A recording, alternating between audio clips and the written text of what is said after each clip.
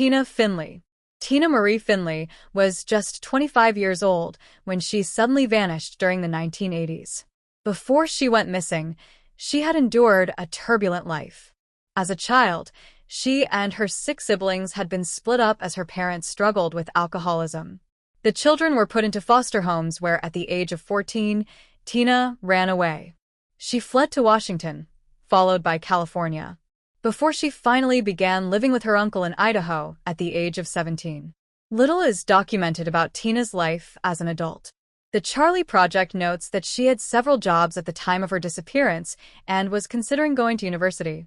Tina was last seen at the Coeur d'Alene Indian Reservation in Benoist County, Idaho on the evening of March 7, 1988. Her last known movements are as follows. She had been party hopping that night in the cities of Plummer and Tenst, eventually ending up in the Circle H Saloon in Tenst, where a man claimed to have driven her to Plummer afterwards. He dropped her off about a quarter of a mile from her home.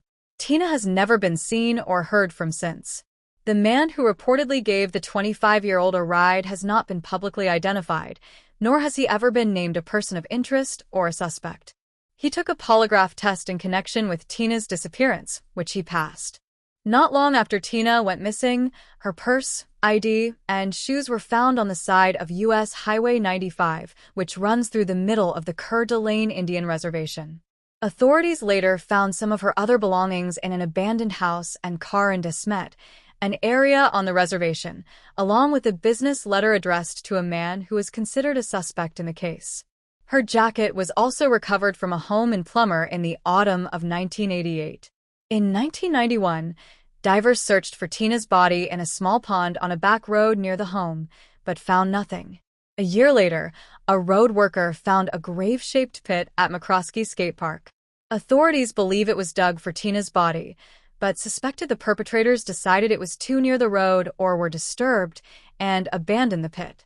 Tina's sister, Marlene, doesn't believe the story of the man who gave her a lift that night. Noting that it was raining heavily, Marlene stated that she didn't understand why her sibling would have gotten out of the car early instead of at her home. According to some reports, there was a delay in the family reporting Tina missing. She was known to vanish for days at a time, sometimes being gone for as long as a week before returning home.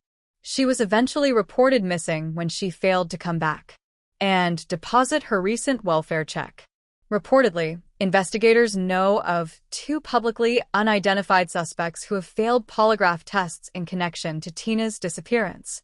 They are believed to have met the 25-year-old at a party on the night she went missing. Witnesses recalled that she had left the Circle H Saloon when a man with a reputation for violence, who had been seen with Tina at another party in De Smet, showed up looking for her. There are local rumors about what happened to Tina and who was involved. Many individuals believe they know what occurred on the night that she disappeared, but the police don't have the evidence to back up their claims. Tina's family had declared her legally dead much later, but her missing persons case is still open. Authorities believe that the 25-year-old met with foul play on the night she disappeared. Tina Marie Finley was 25 when she vanished on March 7, 1988. She was last seen on the Coeur d'Alene Indian Reservation in Benoist County, Idaho. Tina is described as a Native American woman with brown hair and brown eyes. She weighed 135 pounds at the time of her disappearance and stood at 5 foot 6 inches. When she went missing, she was wearing a gray jacket, brown trousers, and high heels. If Tina is still alive, she will be 61 this year. If you have any information about Tina's case, you can contact the Benoist County Sheriff's Office at 208-245-2555. Or alternatively, you can contact the FBI's Salt Lake City field. Christopher Lash.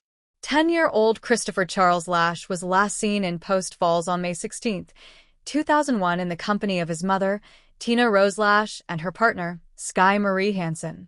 Prior to his disappearance, Christopher had been living with an acquaintance of his mother, Stephen Castle, in Spokane Valley, Washington, where he attended Shiloh Hills Elementary School under the name of Christopher Robinson. He vanished off the map at some point during his school years, when he stopped attending and his school received no requests to forward his transcripts elsewhere. He was reportedly homeschooled by Tina and Sky for a brief period between 2000 and 2001. Following Christopher's disappearance, Stephen Castle was indicted on charges of illegal money transactions, although these were not linked to the vanishing of Christopher, his mother, or her partner. Notably, both of Tina Lash's parents were slain in the 1990s. Her father, Gary, was shot to death in 1995 as he delivered newspapers. Her mother passed away in 1998 after being found dead in the hot tub in her back garden. Initially, Barbara's death was ruled as an accident, but in 2004, Bradley Stechman, a friend and criminal associate of Sky's, confessed to electrocuting and drowning her after he was asked to do so by Tina and Sky. Reportedly, the couple wanted to collect on Barbara's $530,000 life insurance policy and promised to pay Stechman $10,000, but they later backed out of their end of the deal. Stechman noted that Sky and Tina were in an abusive relationship where Sky was the violent one. Tina would often appear with black eyes and bruises. Stechman reportedly offered to kill Sky for Tina, but withdrew his offer when he realized that Sky, quote, has too many eyes and ears. I don't know who she sees or what she knows. Every time I turned around, I was figuring out she knew somebody else. Once Stechman admitted to the killing of Tina's mother, investigators reopened the case into Gary's demise. It is still unsolved, although detectives believe Tina was involved, as Gary had reportedly written his daughter out of his will after she had started dating a woman. She and Sky had met in prison. In an article from the Lewiston Tribune dated January 2009, it was noted that Stechman, who admitted to casing Gary's paper route but denied firing the fatal shot, was still a person of interest, but that there was another individual who was considered a person of interest. Their name has not yet been revealed. On October 10, 2008, warrants were issued for Sky and Tina's arrest in relation to Barbara's death. A month later, America's Most Wanted ran a story appealing for information on the two women along with Christopher, whom law enforcement now realized was missing. 2 hours after the program aired, Tina and Hansen were found dead from gunshot wounds in a rural area of Tucson, Arizona. The couple had entered a suicide pact together with Tina shooting Sky and then herself. They left behind a 6-page letter, but did not take responsibility for either Barbara's murder or Gary's. They blamed Stechman for Barbara's death and made no mention of Christopher or his whereabouts. Christopher has not been seen or heard from since he vanished in May of 2001, but law enforcement is concerned for his welfare given the circumstances of the case. They believe it's possible he is somewhere in the Tucson area, but so far have had no luck in finding him. Both the Arizona police and Idaho authorities are involved in investigating the case. In 2009, the property where Tina and Sky had been living before their deaths was searched for any sign of Christopher. They even looked for his remains, but found nothing. In 2011, Tina's brother participated in a Discovery Channel show where he asked who was responsible for his father's death and where his nephew was. But the show failed to find new leads and Christopher is still missing. In the years since Tina and Sky took their own lives, they had been linked to another further case. In 1996, Dorothy Martin, a resident of Pullman, Washington, was suffocated during a robbery of her home. Bradley Stechman, the same man who'd killed Tina's mother, admitted to stealing Dorothy's white gold ring set with a large diamond and confessed to her murder, pleading guilty in 2001. He had burgled the home because Sky had asked him to get the ring set and had killed Dorothy for interrupting the theft. 10-year-old Christopher Lash was last seen on May 16, 2001 in Post Falls, Idaho. He is described as a white male with brown hair and blue eyes. At the time of his disappearance, he was 5 foot tall and weighed 100 pounds.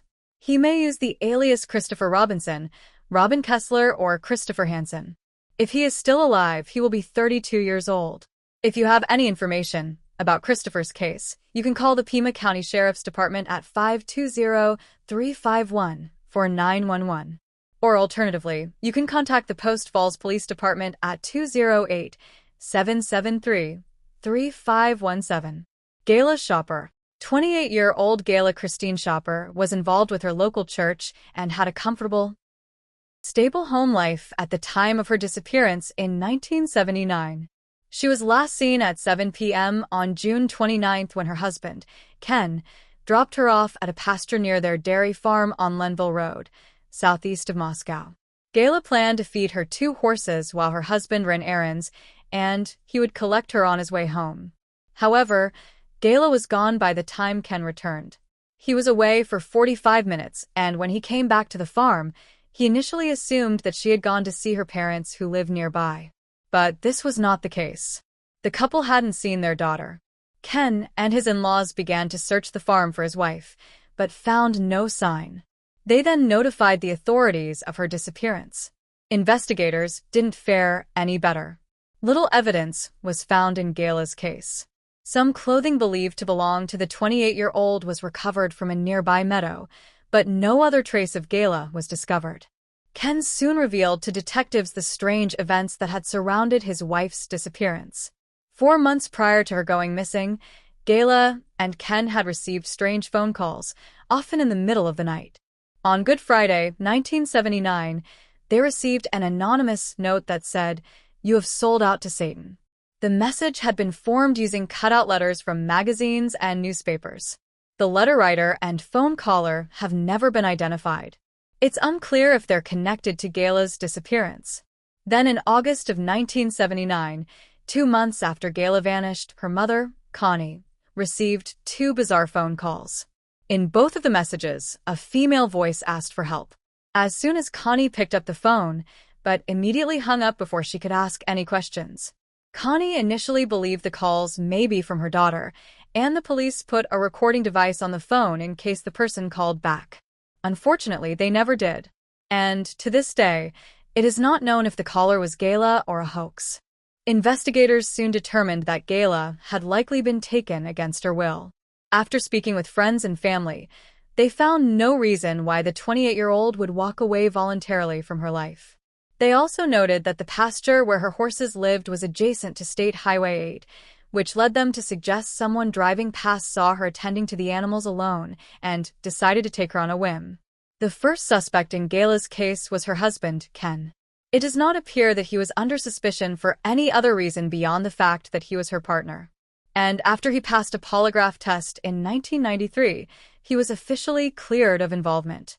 He later remarried and had a son, but continued living in the same area. When interviewed about his former wife's case in 2014, he replied, "It's just been torture on me, as far as that goes." Another person of interest was named in the mid-90s, Larry Hagedorn, who had lived near Gayla's family's dairy farm in 1979. In February of 1994, his son, William, was convicted of shooting and killing his girlfriend. It is believed that she was killed because she found out that he and Hagedorn had killed Gayla. A friend of William's girlfriend had revealed this information to the police. When investigators asked William about this motive, he refused to confirm or deny it, saying, "I don't want to hurt my dad." Shortly after William was taken into custody, Hagedorn was arrested for illegally possessing a firearm. Law enforcement obtained a search warrant for his property along State Highway 8 and began excavating a portion of it. They spent days looking for Gayla's body or any evidence that would suggest she had been at Hagedorn's home, and eventually stumbled across some clothing that had been wrapped in a curtain. Testing by the FBI's crime lab failed to link the items to Gayla, however. Hagedorn refused to speak with investigators about Gayla. Notably, he owned an excavating business at the time of the 28-year-old's disappearance, and he was known to dig up areas of his own property, often to bury trash. Neighbors even stated that he'd buried a car at one point. Neither Hagedorn nor his son ever admitted to being involved in Gayla's disappearance, and Hagedorn passed away in 2005. Gayla's case is still unsolved.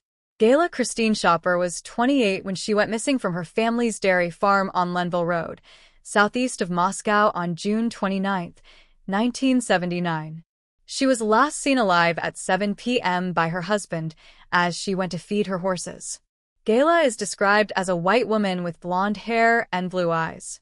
She is 5'8" and weighed 135 pounds at the time of her disappearance. When she went missing, she was wearing a blue sweatshirt over a gold V-neck top, blue Levi jeans, and trainers. She had no ID on her at the time of her disappearance. If she is still alive, she will be 71. If you have any information about Gayla's case, you can contact the La Tar County Sheriff's Office at 208-882-2216. And there you have the facts. Please leave a comment down below with your own theories and speculations. And remember to like this video and subscribe to support the channel. Thank you for watching. Stay alert, stay safe, and I'll see you next time.